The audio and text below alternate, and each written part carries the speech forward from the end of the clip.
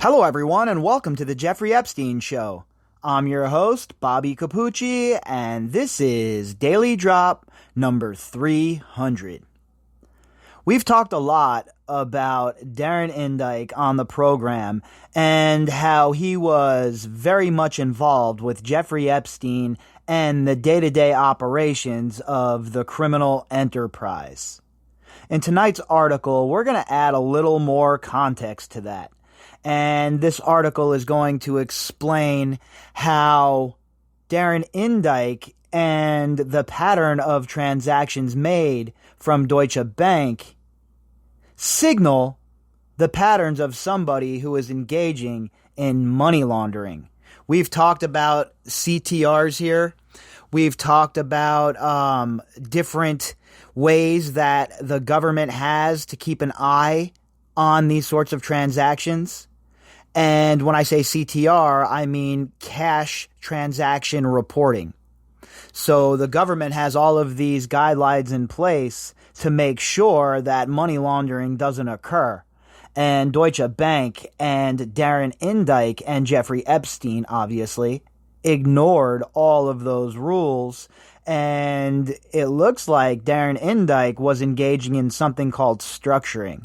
And what structuring is when you withdraw money from the bank in increments that do not trigger you to have to sign CTR paperwork or for it to be a CTR type of transaction. And that would be anything over $10,000. So $10,000 and 1 cent makes it a CTR transaction.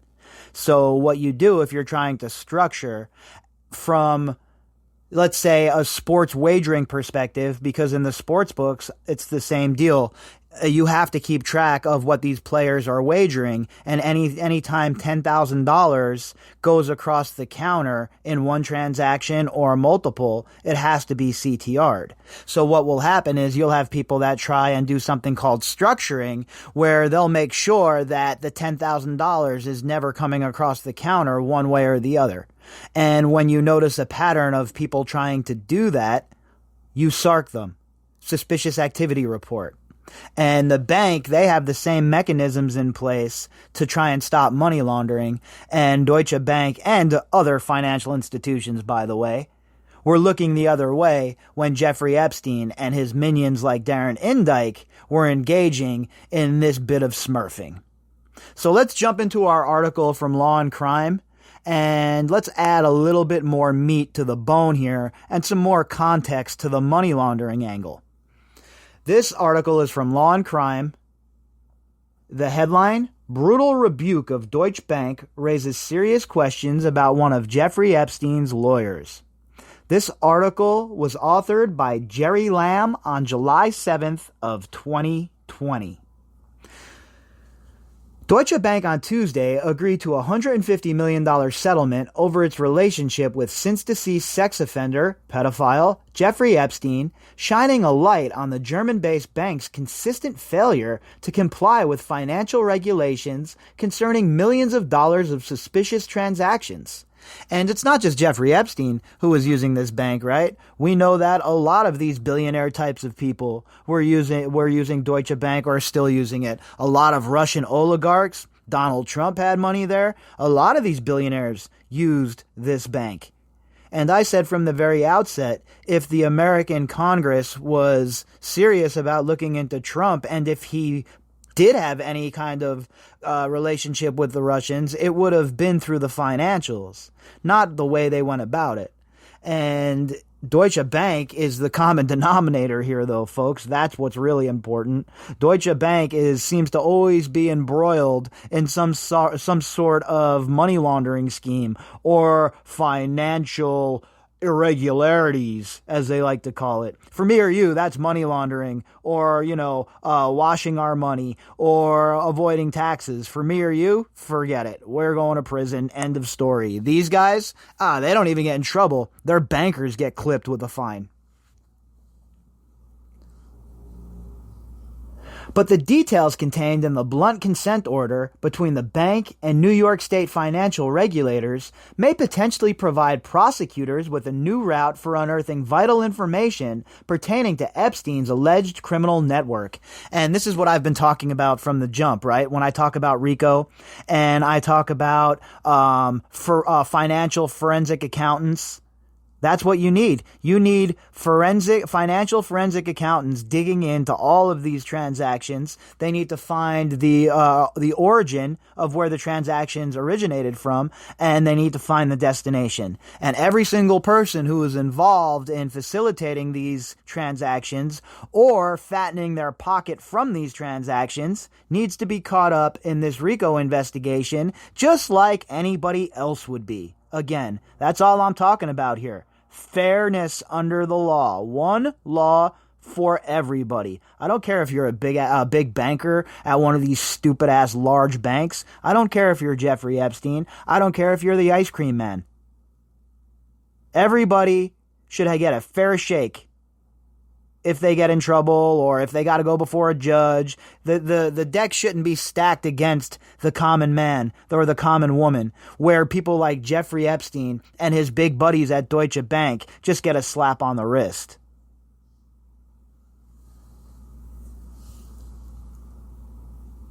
According to the agreement, an unnamed personal attorney working for Epstein made 97 separate cash withdrawals from Epstein's accounts at the same Manhattan location between 2013 and 2017. An unnamed personal attorney, huh? I'll give you guys one guess, okay? I'm going to go out on a limb here, and I'm guessing this limb that I'm out on is pretty strong.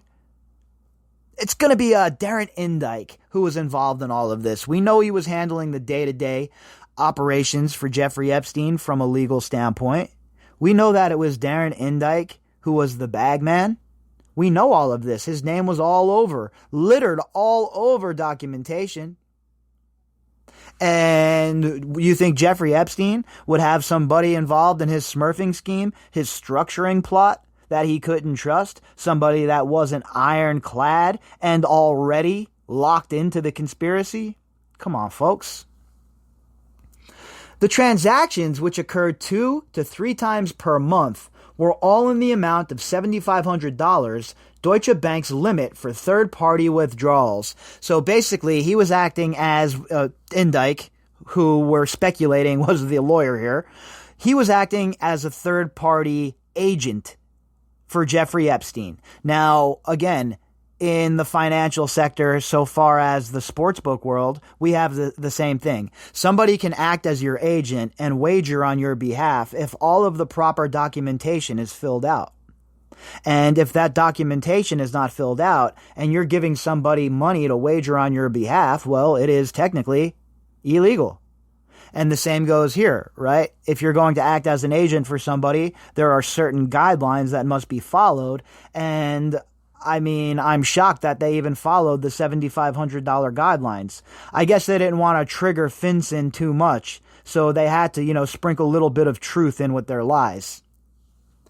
Under federal regulations, banks and other financial institutions must file currency transaction reports with the U.S. Treasury Department when there are cash transactions with an individual in excess of $10,000 in one day. And that's what I was talking to you about just a second ago as far as the sports book goes. So, I would deal with that quite a bit. The sports book I worked for, we would take huge, gigantic wagers. It was nothing for me to take $100,000 or more on a football game on a Thursday night. So I was dealing with a lot of big money. And anytime $10,000 went over the counter one way or the other, well, we had ourselves a CTR situation. And if I missed a CTR or one of them didn't get filed and something occurred, forget it. It was a big deal. It was a serious transgression. Gaming would get involved, and it would become a big, serious situation. So the fact that Deutsche Bank was able to get away with shit like this and let it fly under the radar, I just don't understand how that could happen unless they had people directing their auditing team to do so, because that's what happens right at the end of the night, at least from the sports book. Everything gets packed away, sent up to auditing. They go over it and they look for discrepancies. And if you screwed up, you'll get notified in the morning. And I'm sure it's the same within this banking system. Breaking up transactions to avoid the CTR reporting is a criminal offense commonly referred to as structuring the agreement stated. And that's exactly what it is. Again, I dealt with it quite a bit when I was working in the financial sector, sports gaming, and it was a big problem, right? You had a lot of people trying to game the system. They don't want their names in this database. They certainly don't want to fill out the government paperwork, right? They don't want to fill out that W-9. They don't want to give over their ID and their social. So they have to fill out that W-9 if they don't have their SOCH, and forget it. It becomes a whole thing. I can't tell you how many arguments I got into with customers who did not want to pony up the proper documentation. You would think if somebody won 10 grand and a few bucks more would want to pony up whatever sort of documentation that's coming your way, right? If you're going to get that kind of dough, but these people were resistant. And you can't explain CTR to them. It's illegal while I'm at work for me to explain to you how to structure a bet or how to structure a money laundering move. So there was a lot of things that had to occur. And we weren't able to get into the particulars with the customers, and that really launched them into orbit. We had these little cards we could hand out that explained what Title 31 was. I swear to you, I shit you not. As attorney Adrian Lawrence noted, this type of conduct is a classic indicator of money laundering. And there's a tweet embedded into the article by this lawyer, Adrienne Lawrence. During one period, Epstein made 97 cash withdrawals of $7,500. Now, why would you make the withdrawals at $7,500? Why wouldn't you just make them for the $10,000? Why wouldn't you make them for $3,600? So it's $7,500 at a clip. Why don't you just transfer that money? Because they're trying to deal in cash. And of course, you can't trace cash the way you can digital transactions and money transfers. So of course, they want to make sure that cash is the king. And that's how they roll. Making numerous cash transactions beneath the $10,000 reporting threshold is called Smurfing, an indicator of money laundering. Deutsche Bank was on notice, but it evidently looked away. And again, look, I find it hard to believe that everybody missed the signs that this was obvious money laundering and, at the very least, Title 31 CTR violations. That alone should have triggered a huge investigation. It should have triggered all kinds of action on the part of the authorities. But at Deutsche Bank, they obviously they didn't care, right? They were ignoring it because it's not just, for instance, you have several lines of defense for things like this. At the end of the day, it ends up in auditing, and auditing goes through everything with a fine-tooth comb, and they're supposed to be the people who find these indiscretions and then call down to the bank and say, what in the F is going on? But it looks like none of that occurred here. And that Darren Indyke, allegedly, was able to be involved in about 97 transactions in just one period, where he was structuring the withdrawals.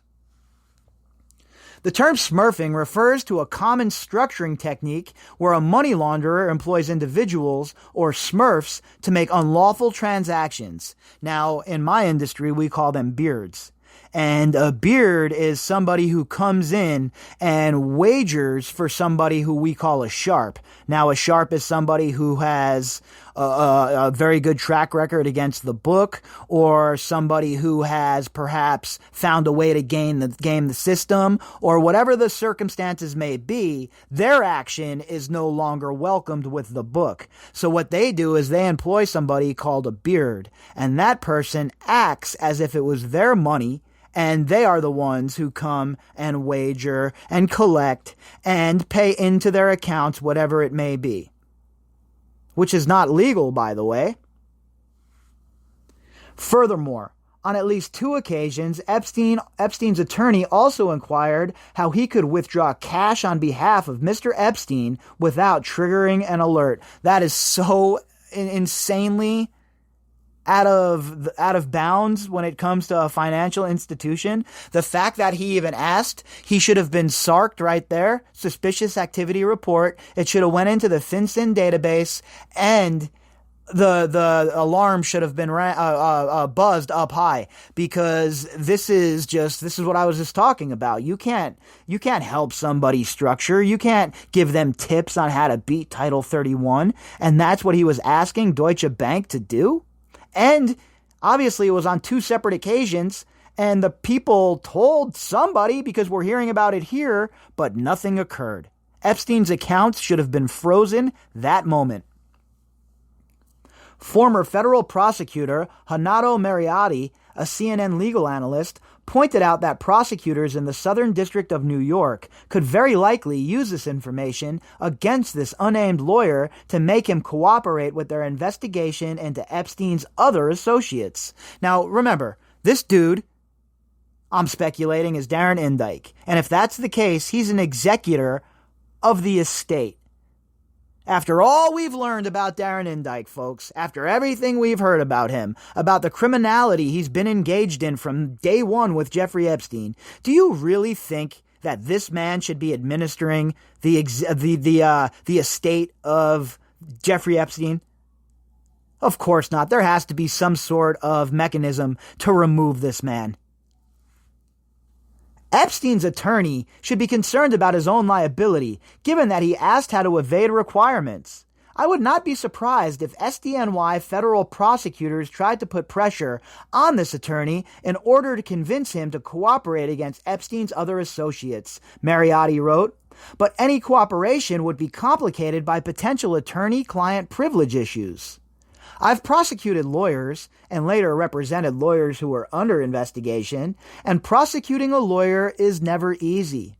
Immunity in exchange for the lawyer's cooperation is a possibility, depending on what the lawyer did and how helpful he can be. Well, we know for a fact that the SDNY goes after lawyers. They went after Cohen, Trump's lawyer, right? And not only went after him, they hung old boy from on high. So we know that the SDNY is not going to shy away from that, because they will go after lawyers. They have done it, obviously, already. So I would not be shocked to see them go after Indyke. I've already said on record here that I believe that after all is said and done, Indyke's going to need lawyers of his own.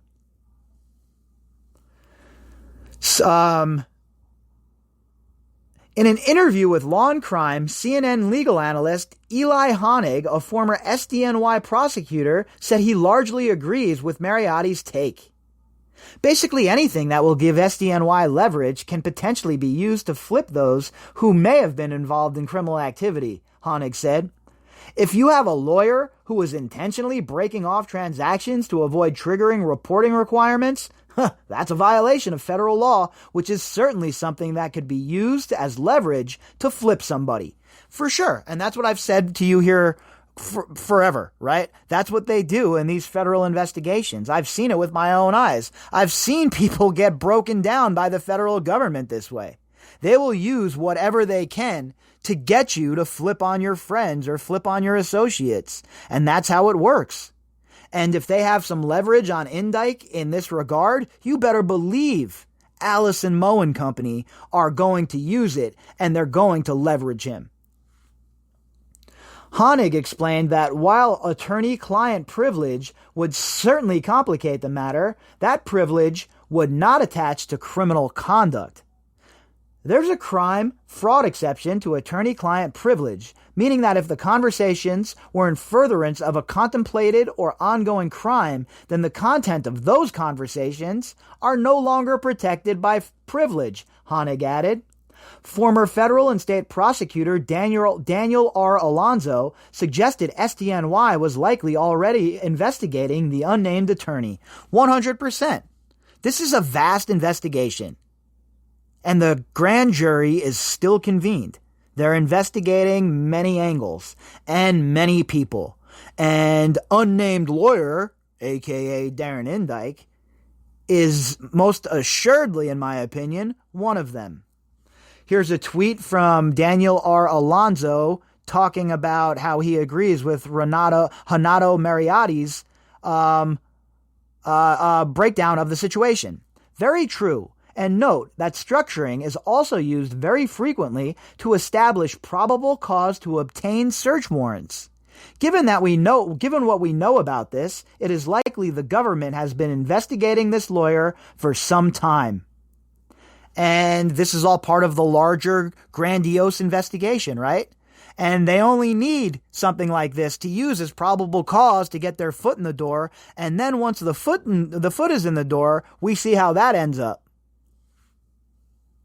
According to the consent agreement, which did not sugarcoat Deutsche Bank's turning of a blind eye to Epstein, the bank properly classified Epstein as a high-risk client, but didn't take necessary precautions and didn't examine suspicious transactions associated with exorbitant cash spending.